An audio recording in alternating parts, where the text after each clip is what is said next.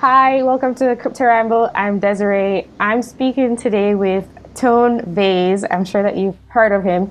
He describes himself as a content creator, derivatives trader, and consultant. And he has a lot of interesting opinions on Bitcoin and the many other alternative currencies that are out there. I'd like Tone to introduce himself to you just in case you don't know who he is. Thanks, Desi-Rae. Awesome to be on the show. Yes, I am now a content creator. I have a pretty popular YouTube channel where we talk about all things Bitcoin and other cryptocurrencies as well. I have different shows. I have shows that are more geared towards traders. I have a law show, which used to be every week, now more like every month. I might be doing one of those soon again. I have all these different shows on the YouTube channel. I travel the world, speak at conferences about Bitcoin mostly, and that's pretty much been it. Prior to doing all of this, I was working on Wall Street. I was helping to build risk models, and I have lots of experience as a trader. So I monetize everything I do by educating traders on, doing their job of trading better. That's what I focus on. I try to just teach technical analysis and trading techniques. That's pretty much me. Okay. I'm curious about how you first learned about Bitcoin and what drew you to it. So I heard about Bitcoin in late 2010, early 2011. That's when it got on my radar with what happened with WikiLeaks. If you remember, it was a while ago, but WikiLeaks almost lost all of its money, and they almost had to shut down because Visa, MasterCard, and PayPal cut them off from donations. For those that aren't familiar with WikiLeaks, they were releasing a lot of documents that governments didn't like about war atrocities in Iraq and lots of other things. And that's when I heard about it. I thought it was interesting that they were able to use Bitcoin to get around these money laundering laws and these money controls by governments and corporate entities. Now, it really hit home for me in 2013. That's when I actually took Bitcoin seriously, when I saw what happened in Cyprus, and the European government and the Cyprus government just confiscated people's money out of their bank accounts. That took place in March and April. Well, all the hype started in March. I think they finally confiscated the money in early April of 2013. And that's when I realized that Bitcoin is the only asset that is unconfiscatable by those with a bigger gun. And that property really hit home because at the time I was working, I had a really high paying job. I was reading way too many gloom and doom bloggers that kept saying how the government is going to come for your 401k and they're going to confiscate all your money and what are you going to do? And then I'm watching this thing happen in Cyprus where they're actually confiscating people's money from their bank accounts, and the only path to get around this fear was Bitcoin. Now, I'm a little less fearful of this happening in a country like the US like I was back then, but at the same time, I am not scared of it happening because I've discovered Bitcoin. So that's what happened in 2013. Both of those properties really hit home in 2015 when the Greek banking shutdown occurred. And while people's money wasn't necessarily confiscated, they didn't have access to their money, where the government just said you're only allowed to withdraw 60 euros per day from the ATM machines and the banks are closed. So once again, the properties of being censorship resistant and unconfiscatable. I always thought that the monetary property of Bitcoin having a finite supply and having these gold-like properties not as critical, but then after reading Saifedean's awesome book, The Bitcoin Standard, I have way more respect for these gold-like hard money properties of Bitcoin, and that also helped me understand why altcoins can't really compete with Bitcoin, just like silver can no longer compete with gold. because in the 20th century, technology allowed gold to scale. Once gold was able to be the backing of a fiat currency, you can now spend gold at any kind of denomination. You can have a micropayment in gold by using technology and creating paper money backed by gold. Now, governments this didn't last very long. Governments took that apart, but that doesn't mean that technology can't create micropayments for gold. And that's when I really realized that something like Litecoin can never compete with Bitcoin if Bitcoin can scale with the Lightning Network. So these are the three core properties of Bitcoin: the fact that it's hard money, the fact that it's censorship resistant, and more importantly, the fact that it's unconfiscatable. Okay, so unconfiscatable, censorship resistant, and has gold-like properties.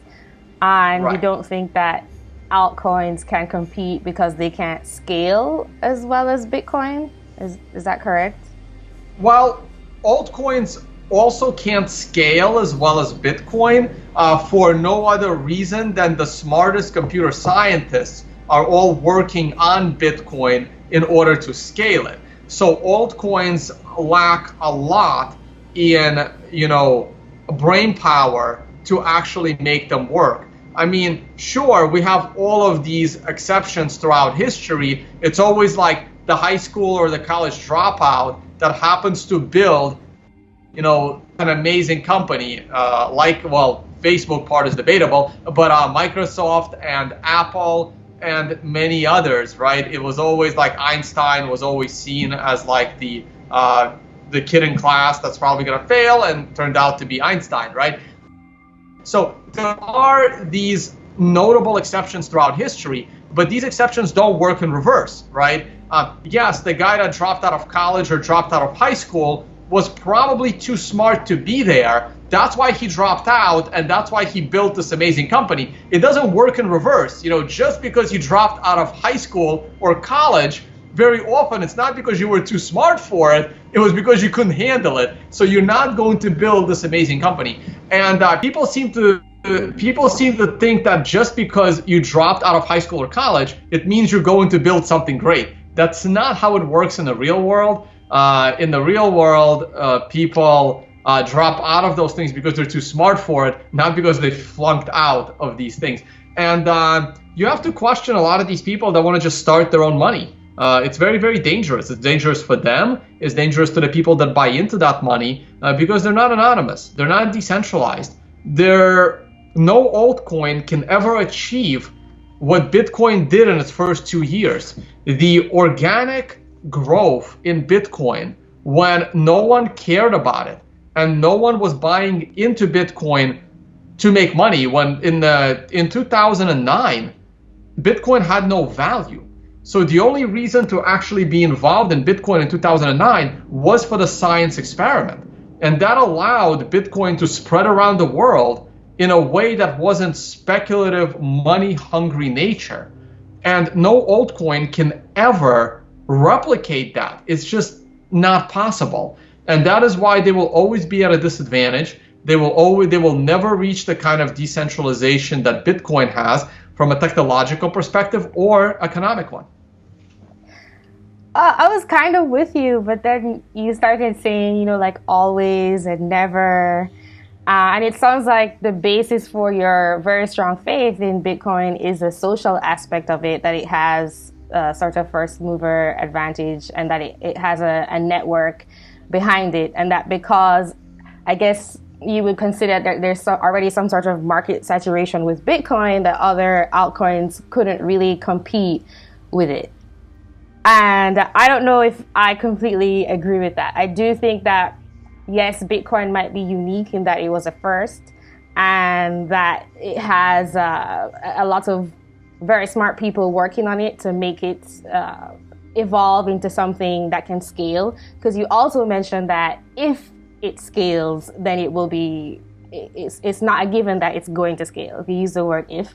And so wouldn't you say that it's possible for other people who are also smart to maybe look at Bitcoin and then say it's not, it could be better, and because the direction that I guess the developers are going in with Bitcoin they don't agree with, and then maybe they can come up with something. And yes, there's a need for marketing, so it's not necessarily a given that just because someone builds a good or even possibly better technology than Bitcoin, that the rest of the world will find out about it. But I do think that it's still, the industry is still very explorative, and there's room for people to find something new, to discover it, and then to build it up. But you're saying no, because Bitcoin was there first. Bitcoin doesn't need better technology. Bitcoin needs stability. We have this thing where, because Bitcoin was able to create this digital money in a decentralized way, all of these altcoins are coming out, especially the privacy-focused ones. You know, we're talking the Monero, the Mimblewimble coins, you know, all of these coins that pride on their particle, that want to pride on their latest privacy technology. All that is trying to convert a line of code into money. But money isn't a line of code. Money is confidence. And Bitcoin has that confidence, not because it was first, but because it is the only one that's sufficient, that's most decentralized and most secure. And people have been, because Bitcoin paved the way to create this money, a lot of the people like, hey, ZK Snarks, it's a very interesting piece of encryption. I know how, and it would be just an interesting piece of encryption, protecting your data in many, many projects, until someone decides to turn that line of code into money. But that's not what money is. Money is confidence that it's gonna last. Money is confidence that it's secure. Money is confidence that everyone else is going to accept it. And no matter how much advertising you do, you're not going to be able to get everyone to accept that as money. Mimblewimble is doing the same thing. Monero is doing the same thing. Now, Monero has a little bit of a first mover advantage, but that's what it really has going for it. Monero has a first mover advantage. You can easily create better privacy tech than Monero, and Monero people will switch because they're only there for the privacy. But people that are using Bitcoin, they aren't there necessarily for the privacy. Bitcoin's privacy is going to be good enough because the smartest people are trying to solve that problem. Bitcoin's value comes from the confidence that someone else is going to accept your Bitcoin, and the confidence that someone else is holding that Bitcoin for the long term, protecting their value. That's all that money is. Or whether it's the US dollar or the Russian ruble.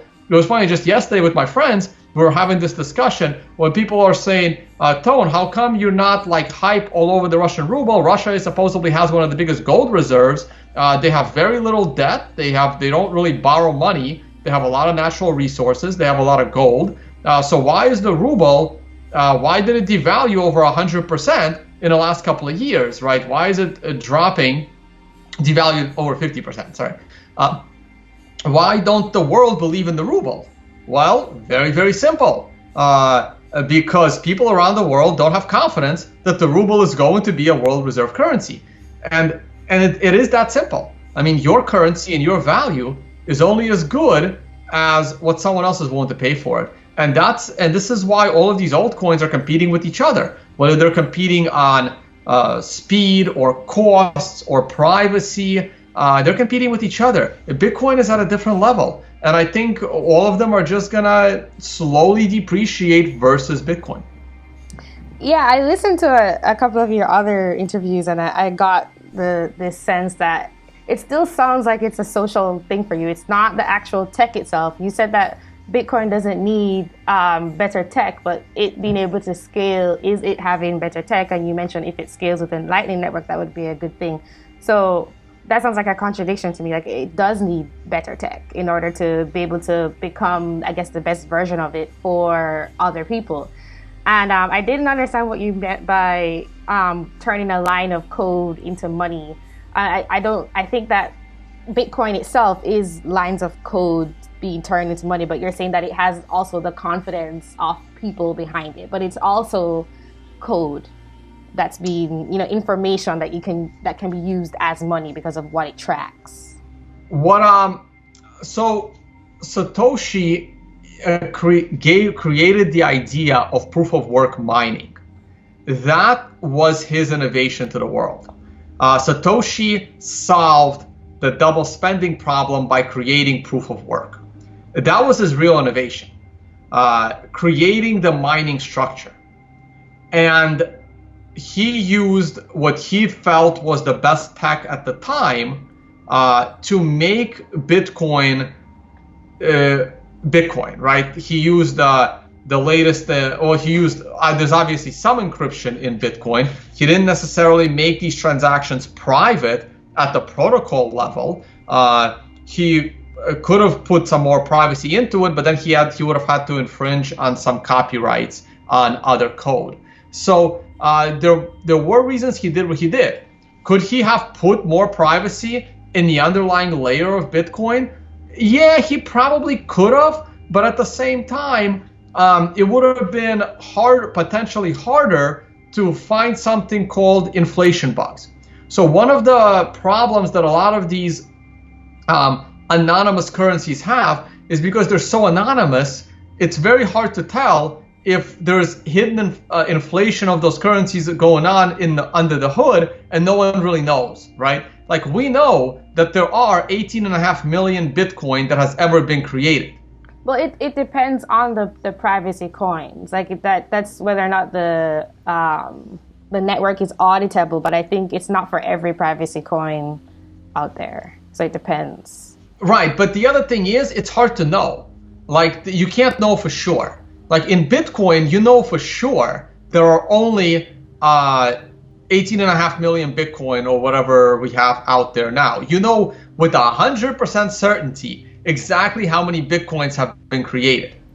And you can't know with 100% certainty in many of these privacy coins. I don't know, and again, I don't know the details of all of them. It's impossible to do research on every single new altcoin that comes out because one comes out every single day. That's true, but I do think that, I can't remember exactly which one right now, but I do think it's possible to audit the supply. I can't remember if it's Zcash or Zcoin, but there are privacy coins that have auditable supplies. Right, and that is probably something they didn't want to take a chance on, or them or him. But again, like, at the end of the day, Satoshi's invention was proof of work. And what Bitcoin did in its first couple of years, you just can't replicate that. Like, if you're going to build an altcoin, it's not going to like grow organically with an anonymous person. Like, the only reason why that coin ever gets off the ground is because someone is speculating on making money from that coin. That's not what happened in the early days of Bitcoin. While a few people probably thought that, it was like the majority didn't. Even the early people that got involved, they saw it as interesting. This is why people today, they are in therapy because of the tens of thousands of Bitcoins they basically threw away into the dumpster in their hard drives, right? Like, you never hear of anyone, throwing 10,000 Monero away, right? Or like 100,000 Litecoin away. Like, nobody did that, right? Because when all of these altcoins came out, you knew not to throw them away. So you can never reach the same organic growth and organic decentralization. I mean, maybe we will in like 40, 50 years when something completely new shows up. It's just like, it's going to spread in multiple directions. It's kind of like when Napster was out there and everyone was on Napster, download, like file sharing, and then Napster goes down and you're bombarded with, 20 or 30 alternatives. Everything kind of spread out. It was all full of viruses until the BitTorrent system came out that once again had much better decentralized tools and you could have different clients on BitTorrent, but they all function the same way. So it was a really interesting way, and even that decentralized system is pretty much dying. It kind of died. Like, so few people are using that system now because the traditional centralized entities, they have caught up. Faster, better quality, no viruses. They caught up. They made it more convenient. And, it's possible for the government to compete with Bitcoin. It's a lot easier for the government to compete with Bitcoin than an altcoin, but I don't think that they will. They would need to remove all money laundering laws. Instead, they're doubling down on money laundering laws, and they would have to stop, fiat money inflation. And they look like they want to keep doing more fiat money inflation. That's what people really want. No one really wants to use like peer-to-peer stuff. Like, nobody wants to use Bitcoin. They have to use Bitcoin because governments aren't giving them the money that they want. And I don't think people are going to want to use a dozen different currencies. Like, I hate the fact that I have to constantly convert currencies as I travel around the world. I would love to just use my US dollars everywhere. And thank God that US dollars are pretty much used everywhere, but I still have to convert them. It's not convenient. Walking into a store and it says we accept 28 different, altcoins, it just makes no sense. And the person that does accept 28 different altcoins, do you really think they're storing all of them? Of course not. They're just converting them into a single one because no one wants to manage 28 different currencies in their home. Okay. You just said a lot.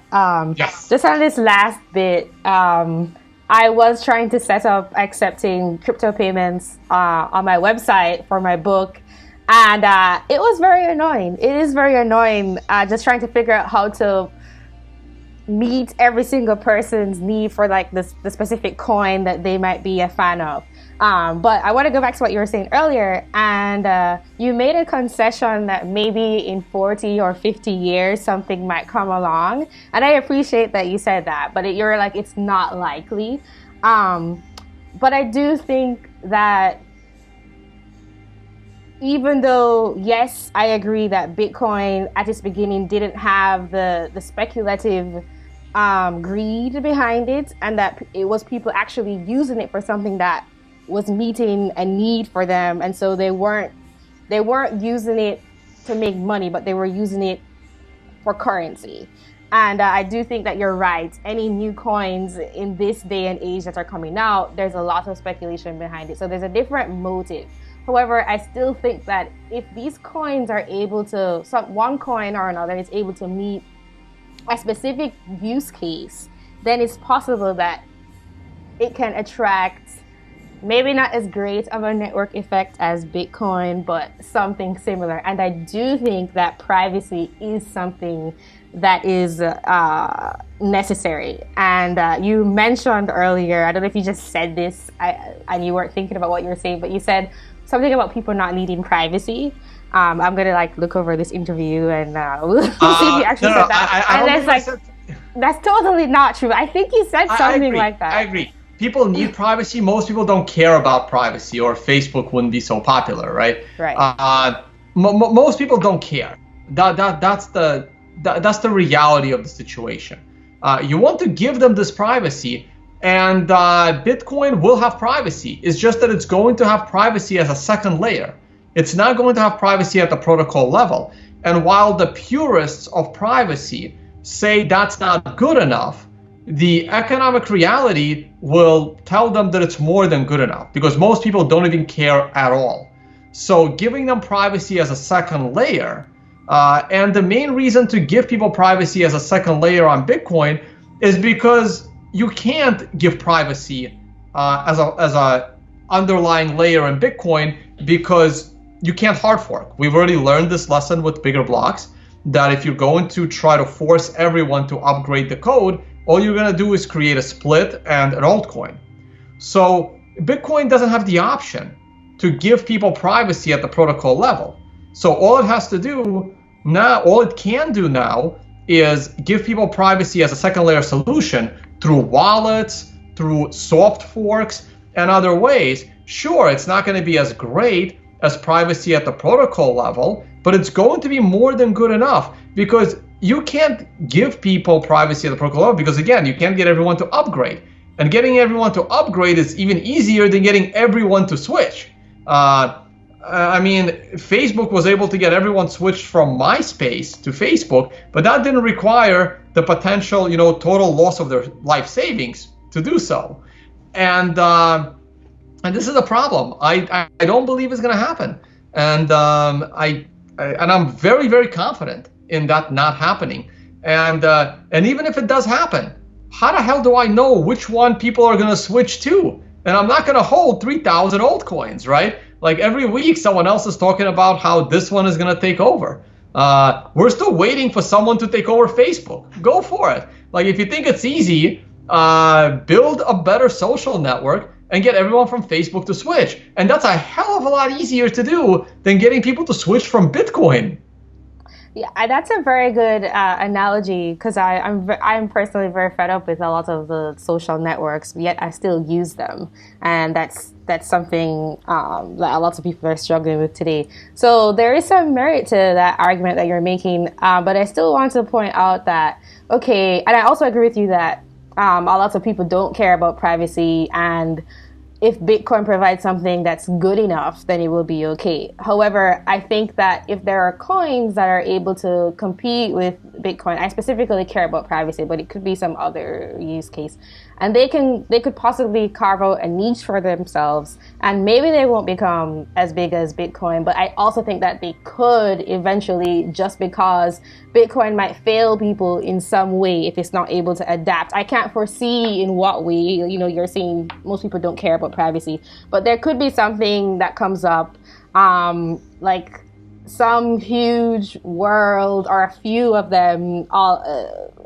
over time, where someone was compromised because, say, they didn't have privacy with Bitcoin, and then lots of people are like, you know what, this is way more important than we thought it was. Now I'm scared for whatever, and I'm gonna maybe look at some other coins. So yes, Bitcoin has more people, and it's very hard to get people to switch over once the majority of people are using it, even when people are discontent. So if they do like a mediocre solution, that might be enough in terms of privacy, which is what I would call the second layer privacy, that's mediocre.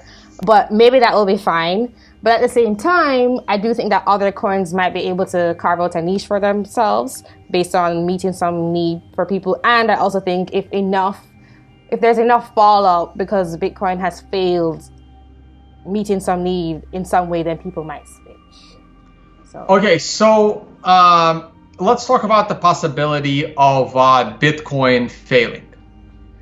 So in specific ways, not like the whole network. But that's hard, right? Because if Bitcoin fails to provide people with, Bitcoin is just there for people to make payments. If Bitcoin failed in that form, right? If all of a sudden the government knows every single transaction we ever made on Bitcoin and starts arresting people, that means there's going to be a mass exodus out of Bitcoin, and people are going to be scared. So if Bitcoin failed in its job of making payments, there's a big problem. So obviously, I think the entire crypto world is going to take a big hit. Like everyone's going to be scared of all. Like if Bitcoin can fail, then all the other ones can fail too.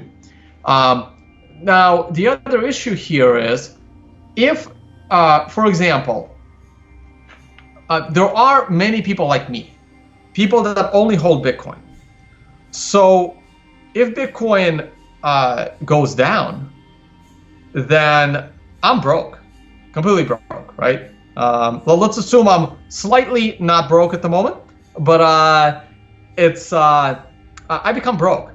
Now, obviously, I love the idea of digital online payments that are peer-to-peer.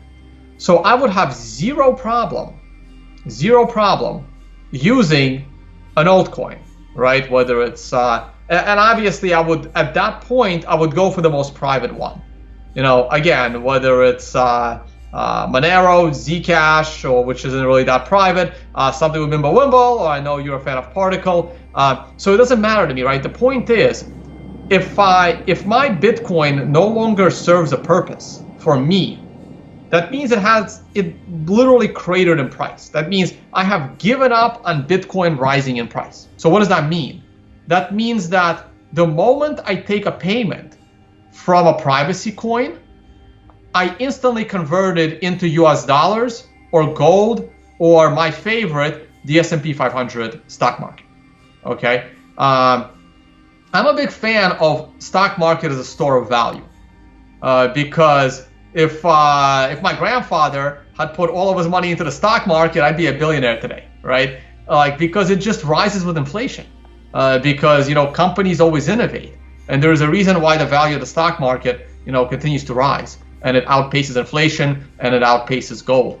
So I would find another source for store of value, and I would use all of these currencies. So for me, if Bitcoin falters and it starts to lose its store of value property, I would literally treat the altcoins as if someone said, hey Tone, can I pay you in Indian rupees for your workshop?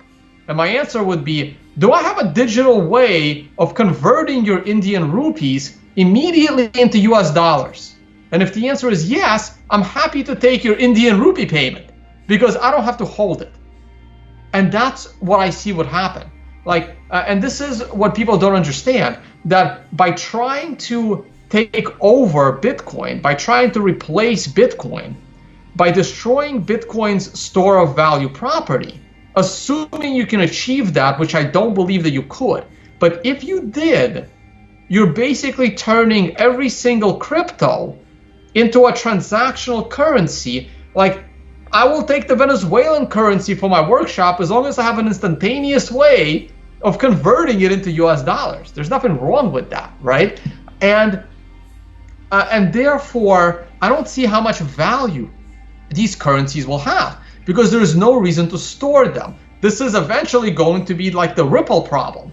Like, the value of a Ripple will continue to go down, down, down because there's no reason to store it. It's just going to be used internally by the Ripple people. And at the end of the day, you realize that at that point, there is really no reason to even have a fluctuating exchange rate because you're just using it as a transactional currency. It's numbers in a database. I just don't see this happening from, and this is like game theory and economics. I just don't see that happening. There's no point of converting my Bitcoin into a privacy coin, using the privacy coin for transaction, and then converting that back into Bitcoin. Now, even if there is an automated way of doing it, then all of the use of that altcoin is not to store it. And very, very soon, if not already, you can achieve this with Bitcoin. There is a Bitcoin liquid sidechain, which is gonna basically, you can do smart contracts on it. This is the competitor to Ethereum and EOS and all the rest. And you take your Bitcoin, you move them into the Bitcoin sidechain, you convert them into liquid Bitcoin, and then you bring them back into regular Bitcoin, and that is probably even better anonymity than taking your Bitcoin to an exchange, converting them into a privacy coin, converting them back into Bitcoin, because then the exchange kind of knows who you are. But doing it through the liquid sidechain doesn't require any middleman. So there are multiple ways to make your current Bitcoin anonymous before you spend them, which is today one of the biggest uses for altcoins. Okay. Again, I said a lot. Yeah, you do say a lot. I'm trying to start to take notes while you're writing. In your hypothetical apocalyptic scenario, what would an altcoin potentially have to offer you for you to keep your wealth there instead of immediately going to fiat? When Bitcoin, in this hypothetical scenario, fails, like, is there something that a coin could do to get like the stamp of approval and for you to not think it's a scam or worthless? it would need to have a decentralized beginning like Bitcoin, and I just don't see that anytime soon. Like, Bitcoin would have to fail. Everything currently in the crypto space has to fail. And then another genius comes along a decade or two later that builds something in a more advanced way. Because none of these altcoins really have that much different. There's like another example that I try to use. Like right now, Bitcoin is potentially trying to replace all the currencies in the world, all the fiat currencies, all of its competing altcoins, gold itself, and no, I don't know if the world with a single global currency is good or bad. We will potentially find out.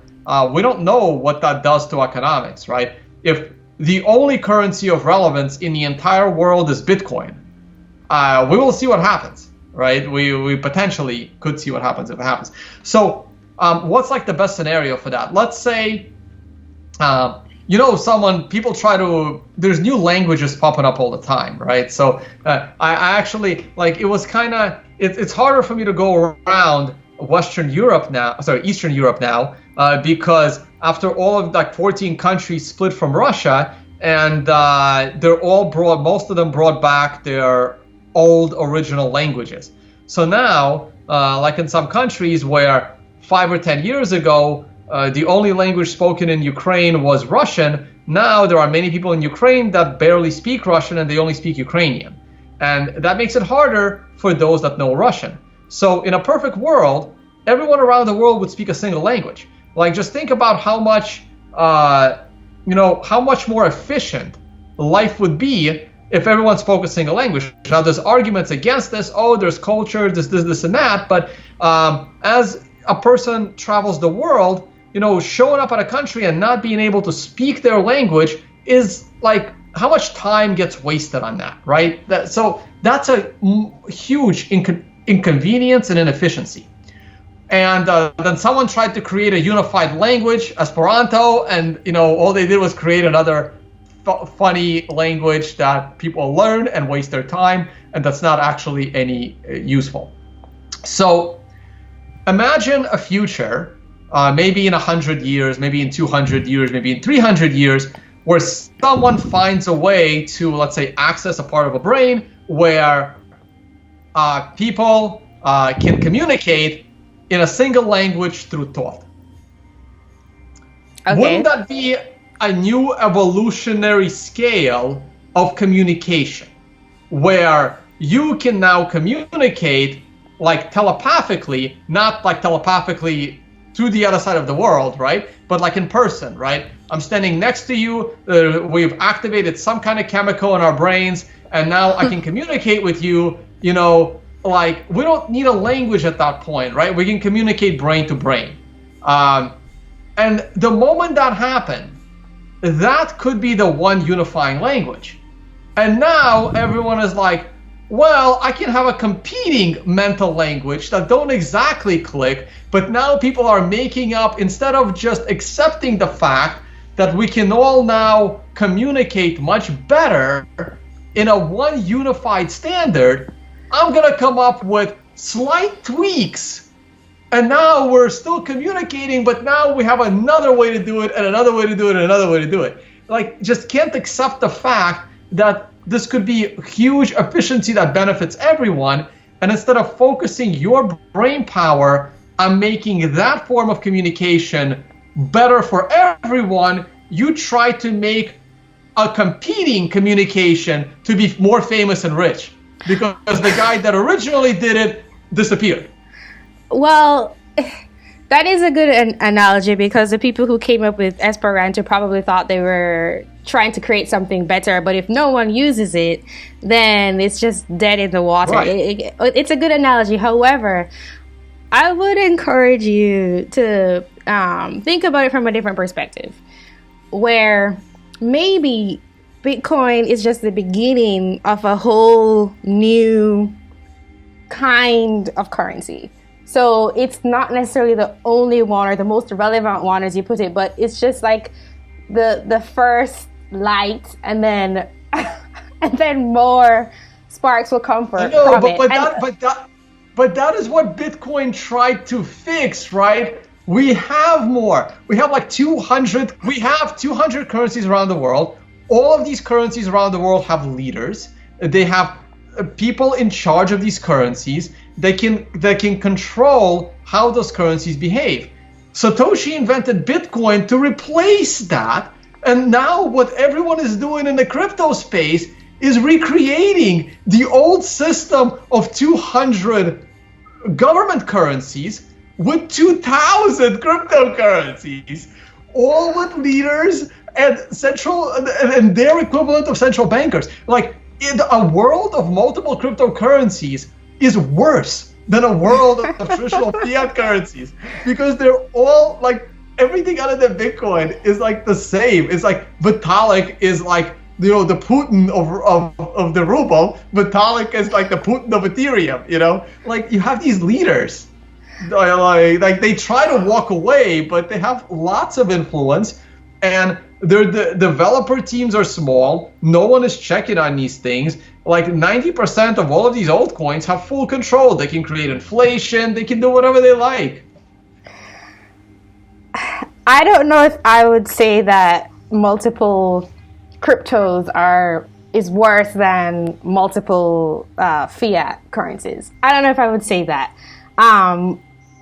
And it's different, okay? Yes, there are leaders, but I do think that competition is important, and maybe, just maybe, not the 3,000, it's like 4,000 cryptocurrencies exist right now, but maybe like 100 could find their way for meeting specific use cases. And maybe none of them will be as big as Bitcoin until 100 years from now, when there's something that you think is more revolutionary than what you called minor tweaks that a lot of altcoins are doing. But I do think that there's a place for other cryptocurrencies other than Bitcoin in the crypto space. Yeah, no, I'm with you. Competition is important when it comes to products. Like here, I'm like looking around my desk, right? Like, here's a Trezor. Here's a cold card, right? Like, competition in products is important. But even as I look at these like hardware wallets, right? Then I look around my desk. I have I can't reach that cable. I have a cable with, a cable with this end and a cable with this end, right? Like, there is a difference between competition and products that are compatible, and I can choose between products. And then there is, why is an Apple computer using a USB-C cable, but an Apple cell phone uses a different charger, right? That's a gross inefficiency that is costing you money to do better things, right? They're forcing you to buy two different cables, okay? So there is competition, and then there is inefficiency. So going back to the language example, right? If someone did create a telepathic language, that's efficiency to get everyone communicating better and faster and save you time and money. Creating 200 different telepathic languages is a way to go back to our current version of communication. That's not efficiency. That's not a protocol, right? Like, why do we only use one internet? Like, why do you you have one internet. You can post this video on YouTube and other places on one internet. You have a website on one internet. Imagine if you had to have a website on 5 different internets. Like, that's not efficiency. Okay, it's not efficient, but if one different internet does something better than the other one that is very, very useful for what you're trying to do, more so than the main one that everyone else is using, then you're probably going to use that internet. And yes, it isn't as efficient, and maybe there are not as many people, or a smaller number of people in proportion to the main internet using it, but you could still find use for that other internet. All right, let me make the counter argument to that. The architects of the internet have really regretted not providing more privacy in the underlying layer of the internet. From what I heard, they realized it even back then at the time, and they thought they can do it as a second layer solution, and they couldn't pull it off. Right. But so how come everyone hasn't switched to a better internet? I'm sure people have tried. Once internet reached critical mass, and I think Bitcoin has passed this point as well, the reason you can't switch people from Bitcoin to another currency is the same reason why you can't switch people on our current internet to a new, better private internet. And here's why. Because the internet developed organically, without a leader and without, promotion. Imagine there is people out there that, I don't know if you, have you seen Silicon Valley? The show? Yeah, the show, a few episodes. Yes, I've seen a couple episodes. Okay. When you get to the later seasons, spoiler alert. When you get to a better season, they build a better decentralized internet. And that sounds really great for a show. Now, in reality, let's say they pulled it off, right? Someone built an internet that's 100 times better than our current internet. They built they're claiming that it's a decentralized internet with privacy and governments have no control, this and that. Here's the problem. How do you secure amzn.com and netflix.com for the current Netflix and Amazon, right? How do you get Amazon to switch, right? You have to either get Amazon on board. You have to get every major company on board. How do you transition? Like, even myself, right? I have tonevays.com. Everyone is like, oh, Tone, you have to get like this new thing and that new thing. Here's a competitor to Twitter. I'm like, okay, is my name on there available? Well, it is for now. Well, I'm not gonna, there's like 100 competitors to Twitter. I'm not gonna waste my time securing my identity on those sites. You need to do it for me. And then if you reach critical mass, you hand it over to me. Because why else would I switch? If I now have to pay tens of thousands of dollars to some troll that got it first, right? This is the problem that you have. You're either centralized and allowing the current people to switch directly, right? If you want me to switch to another altcoin as a Bitcoin maximalist, you better find a way to not to destroy my wealth. Like whatever I have, let's say I only have $3,000 to my name, right? That's my life savings, is my entire life savings. All I'm worth is $3,000 in Bitcoin. For me to switch to an altcoin, I better not lose a penny, right? You better find a way for me to switch to your altcoin and still have $3,000 of my life savings. Now, how do you do that without having full control of the thing? And you can't. And if you have full control of the thing, no one would trust you that it's better and more decentralized. This is the problem you have by creating a better internet. You can't get and Amazon is not going to go around and create amazon.xyz on every single, and it may not even be .xyz, but like the Amazon equivalent on a new, better platform, there's thousands to potentially choose from. They're not going to spend time and money doing that. And doing it after the fact, somebody else will get it, unless they get grandfathered in somehow. But how do you do that in a decentralized way? So this is the challenge, and this is why we're stuck with the internet today, and we do the best we can. I get what you're saying about organic growth, but then you're making it sound as if it's more about the store of value and honoring the people that were there first, when it wasn't about speculation because it grew organically, and not about whether or not the currency is doing what it's supposed to. Is it about making better currency to help people around the world avoid centralization, maybe have some privacy too, although you don't necessarily need those two things together? Or is it about maintaining the status quo? Because when you complain about not losing a penny, then it's not about the technology anymore and what it means for your video froze. Then you're yeah, go ahead. Repeat that question. It wasn't a question. I was just saying that what you're saying is that it's about the store of value and, say, not losing a penny, and not about whether or not this new alternative currency is really in its final form and the best version of what it could be to save people from centralization and their money possibly being confiscated and the things that you thought were important about Bitcoin in the first place.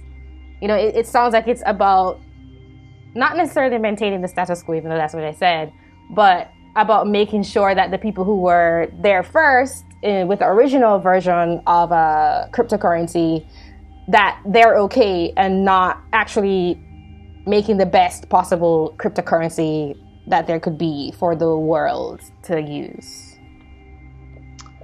I see it as, look, the best way to help people is to make what everyone is using better. And while Facebook will not allow you to make Facebook better, Bitcoin doesn't have barriers to entry, right? It's open source. Anyone can contribute, right? So if you're smart and you think you have a good solution, you work with Bitcoin. You make Bitcoin better because that's what everyone is using.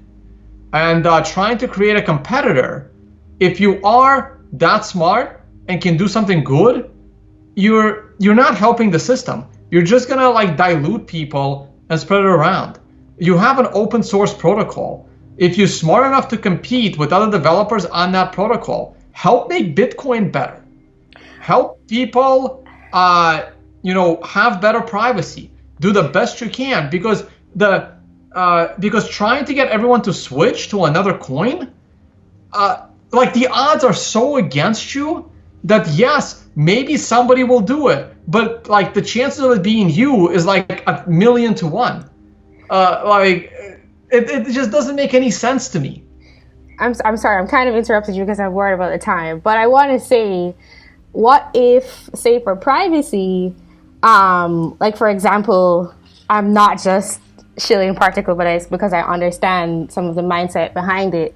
What if the developers, say, want to work with Bitcoin, but then they think that it can't work as a second layer solution and they have to fork the code? Because, for example, Particle is a fork of Bitcoin and they like certain aspects of Bitcoin, but then the developers thought that they can't use Bitcoin as it is, but they have to change it from the protocol level. So what if making Bitcoin better can't be done without doing that? Then my view on it is they don't understand how economics works. They don't understand how human behavior works. And I have to question their motivations, right? I mean, just because someone says we're building this fork because the Bitcoin core developers aren't listening to us, that's what they say. But what I hear is I will put greater than 50% odds that you just want to make money and get rich on creating new money because you have first access to that money, right? So I will always question your motive for doing so, no matter how much you say it's altruistic, right? This was my criticism of the Decred people, where they said, hey, we're former core developers and we think this is a better version of the thing. And I'm like, oh, sounds like you got tired of working for free, making something great for people, and you wanted to get rich by creating an altcoin, right?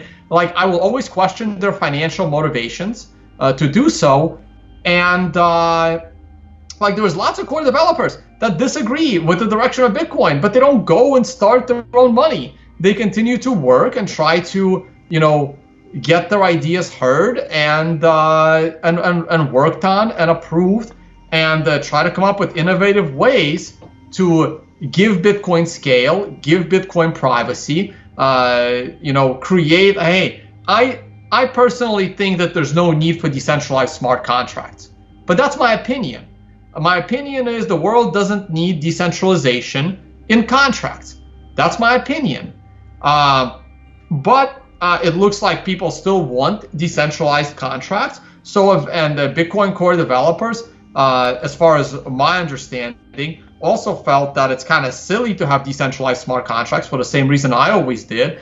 But hey, if people want decentralized smart contracts, if they want inefficiency in their contracts, fine, we'll build the liquid network for you. Go ahead, do it. It doesn't necessarily make sense to me, but the technology will be there, right? Like Bitcoin just moves a lot slower because it's a lot more dangerous to screw up.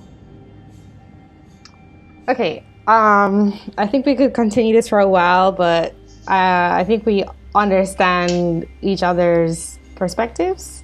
There's one more thing I wanted to ask you about, which was, what is your opinion on stablecoins? Because I'm curious about that.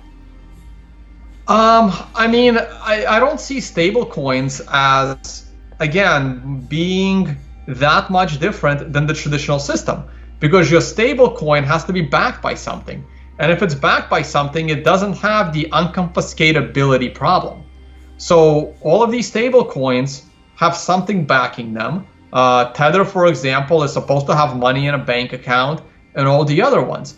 So either your stablecoin has some kind of a digital mechanism that someone can control and potentially manipulate, or your stablecoin is fully backed by something physical that could be confiscated.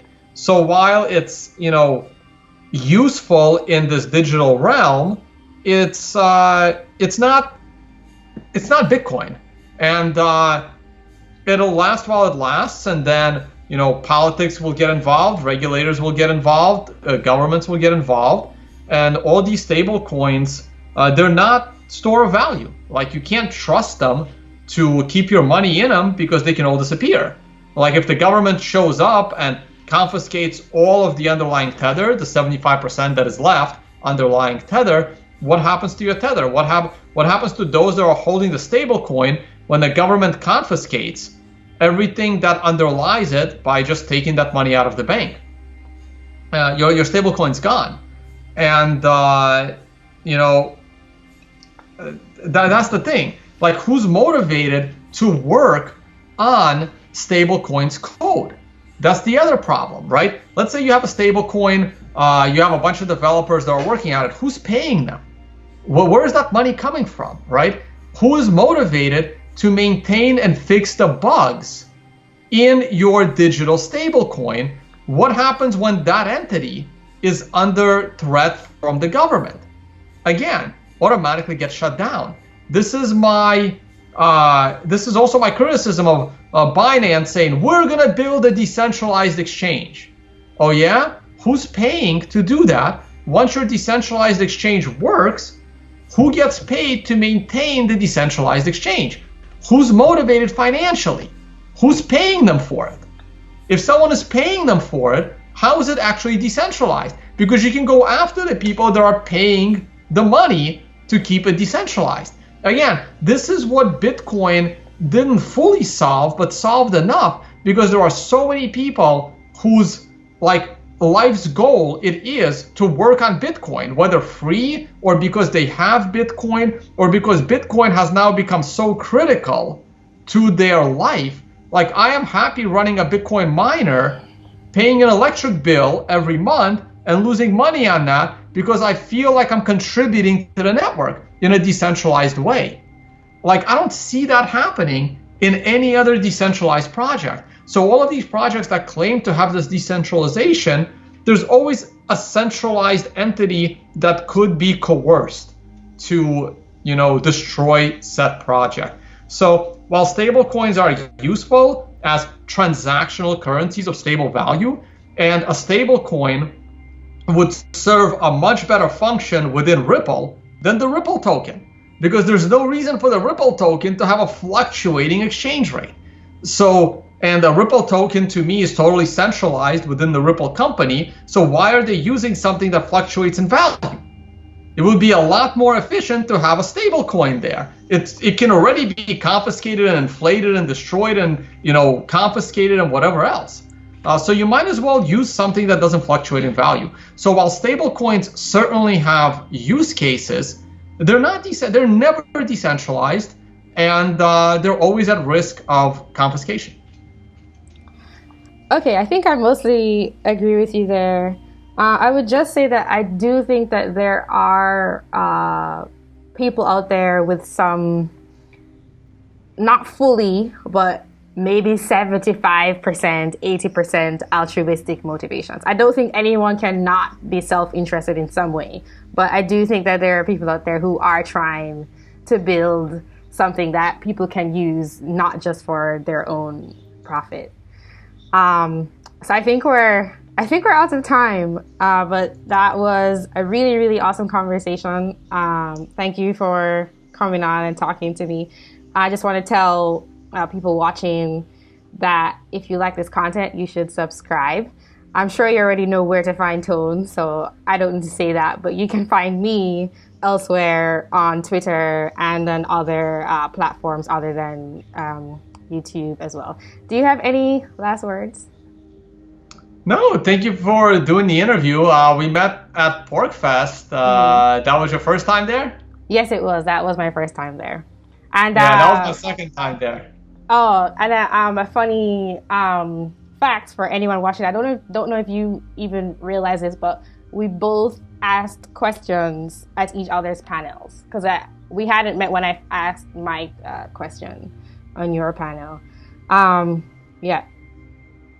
Awesome. Well, it was great chatting with you, Desi-Rae. Thank you for having me on. And yes, you can find me on the net everywhere as Tone Vays, Tone Vays YouTube, Tone Vays website, tonevays.com, and Tone Vays on Twitter. Those are my 3 most popular platforms. Okay. Well, thank you, everyone watching. Have an awesome day, and I will talk to you soon, so keep in touch.